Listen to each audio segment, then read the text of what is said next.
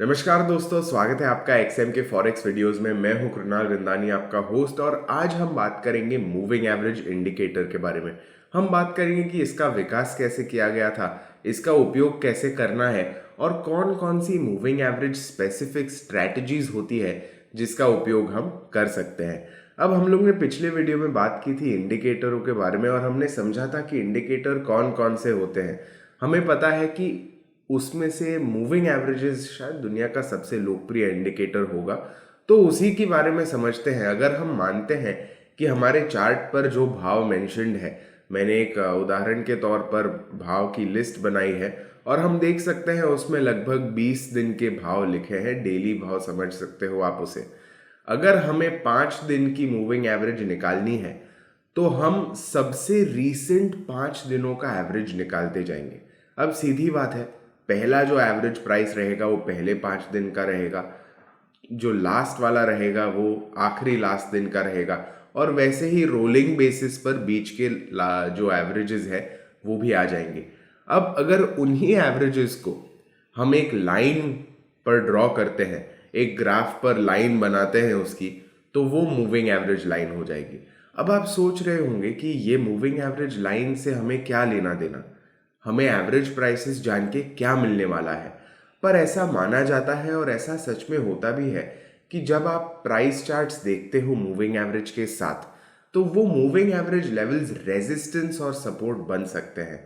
ऐसा भी कहा जाता है कि अगर भाव मूविंग एवरेज के ऊपर है तो उसे बुलिश माना जाता है, और अगर भाव मूविंग एवरेज के नीचे है तो उसे बेरिश माना जाता है। तो इस तरह से हम मूविंग एवरेजेस का उपयोग कर सकते हैं और हमें पता चल सकता है कि अच्छा, भाव बुलिश है या बेरिश है, क्या भाव पिछले कुछ समय के एवरेज से ऊपर है या नीचे है।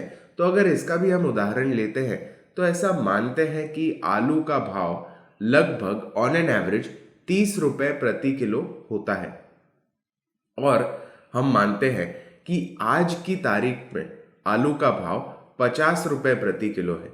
तो इसका मतलब क्या होगा? इसका मतलब ये होगा कि आज का भाव एवरेज भाव से बड़ा है। उसका मतलब ये होगा आलू अप ट्रेंड में चल रहा होगा, और वही हिसाब से हम समझने की कोशिश करते हैं। और मार्केट में तो ये और भी क्लियर हो जाता है, जब आप देखते हो वेरियस मूविंग एवरेजेस को, तो आप समझ पाओगे कि ये कैसे काम करते हैं और आपके ट्रेडिंग में उसे कैसे आप उपयोग कर सकते हो।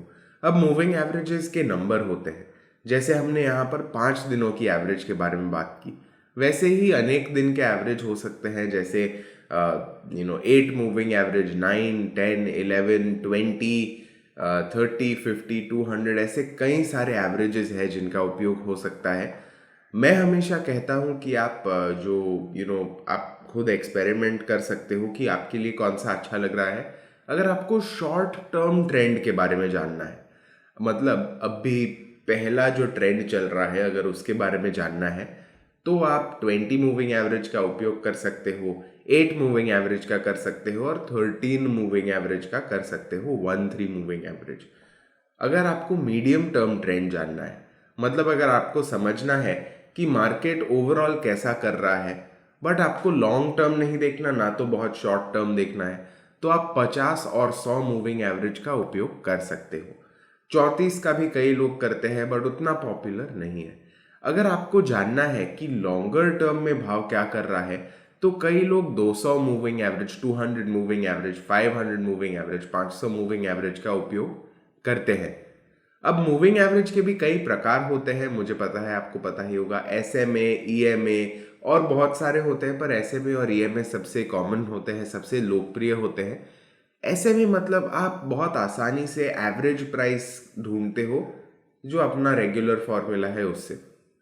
अगर आप समझो 10 दिन की एवरेज प्राइस निकाल रहे हो, तो आप सारे 10 दिनों का एवरेज ले लोगे, डिवाइडेड बाय 10 कर दोगे, उससे आपको सिंपल एवरेज प्राइस मिल जाएगी।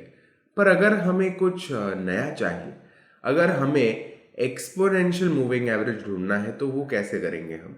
उसके लिए एक्सपोनेंशियल मूविंग एवरेज का फॉर्मूला अलग रहता है, और उससे हमारा क्या फ़ायदा होता है? उससे जो हाल ही के भाव हैं, मतलब जो रीसेंट के प्राइसेस हैं, उस पर वो ज़्यादा वेटेज और इम्पोर्टेंस देगा, और जो पुराने प्राइसेस है उसे थोड़ा सा कम वेटेज देगा। इससे क्या होता है, हमारे जो हाल ही के भाव है, जो रीसेंट प्राइस मूवमेंट्स है, उन्हें हम ज़्यादा इन्फॉर्मेशन उससे हम ज़्यादा इन्फॉर्मेशन ले सकते हैं और इसी कारण से कई लोग इसका भी उपयोग करते हैं। अब क्या अच्छा है क्या अच्छा नहीं है, क्या सबसे अच्छा है, वो आपके ऊपर है। बहुत लोग मूविंग एवरेजेस सिंपल यूज़ कर सकते हैं, एक्सपोनेंशियल यूज़ करते हैं। ऐसा कोई one size fits all moving average नहीं होता। बट अगर आपको प्राइस को ज़्यादा क्लोजली स्टिक करना है तो आप ईएमए यूज़ कर सकते हो। अगर प्राइस से थोड़ा दूर रहना है तो आप एसएमए यूज़ कर सकते हो। अब बात करते हैं कुछ स्ट्रैटेजीज की। तो पहला जो स्ट्रैटेजी होता है वो बहुत आसान होता है, बुलिश प्राइस क्रॉसओवर। इसका मतलब क्या होता है, जैसे ही भाव मूविंग एवरेज के ऊपर चला जाता है कुछ ऐसे, वैसे आप उस कैंडल के हाई के ऊपर खरीदने के बारे में सोच सकते हो और वो एक हमारा बुलिश सिग्नल हो जाएगा, क्योंकि भाव मूविंग एवरेज के ऊपर जा रहा है, ये कहता है कि भाव बुलिश हो रहा है। बेरिश प्राइस क्रॉसओवर क्या होता है, जैसे ही भाव मूविंग एवरेज के नीचे चला जाता है, वैसे उस कैंडल के लो के नीचे हम सेल करने का सोच सकते हैं। ये तो हो गए प्राइस क्रॉसओवर्स, ये काफ़ी आसान है, काफ़ी समझने में भी सरल है। पर जो अलग प्रकार के ट्रेड स्ट्रैटेजीज होते हैं वो होते हैं moving average crossovers. Moving average crossovers मतलब क्या, हम दो मूविंग एवरेज हमारे चार्ट पर रखते हैं। चलो हम मानते हैं एग्जाम्पल के तौर पर हम लोग ने 8 और 20, 8 और 20 मूविंग एवरेज डाल दिए हैं चार्ट पर। 8 मूविंग एवरेज हमें जो शॉर्ट टर्म ट्रेंड है उसके बारे में बताएगा, 20 मूविंग एवरेज थोड़े बड़े ट्रेंड के बारे में बताएगा। अगर हम कहते हैं कि short term trend overall trend से थोड़ा सा अप है, तो उसका मतलब क्या, हम मानेंगे कि अच्छा शायद बुलिशनेस है। इसलिए जब 8 मूविंग एवरेज 20 मूविंग एवरेज के ऊपर ऐसे क्रॉस करेगी, आपको स्क्रीन पर कैसा दिखेगा I am not sure, but आपको मैंने चार्ट डाल दिया है यहाँ पे सो आप समझ पाओगे। जैसे ही वो क्रॉसओवर होता है वैसे हम मान सकते हैं कि वो एक बुलिश सिग्नल है और सिग्नल कैंडल के हाई के ऊपर हम एंट्री के बारे में सोच सकते हैं। अब इसका बेरिश सिग्नल क्या होगा, सीधी बात है, अगर छोटी मूविंग एवरेज बड़ी मूविंग एवरेज के नीचे चली जाती है तो ये एक बेरिश सिग्नल हो जाता है और अगेन सिग्नल कैंडल के लो के नीचे हम सेल करने के बारे में सोच सकते हैं। तो यही होते हैं मूविंग एवरेज, काफ़ी आसान होते हैं, ज़रा भी ज़्यादा सोचने की ज़रूरत नहीं होती और बहुत लोग इन्हें एक्चुअली इग्नोर कर देते हैं क्योंकि ये इतने सिंपल लगते हैं। पर सच बताओ तो वैसा कुछ नहीं है, काफ़ी यूज़फुल है और आप भी इनका उपयोग कर सकते हो बहुत आसानी से MT4 और MT5 पर। मैं आशा करता हूँ कि आज के वीडियो में आपको कुछ अच्छी जानकारी मिली होगी।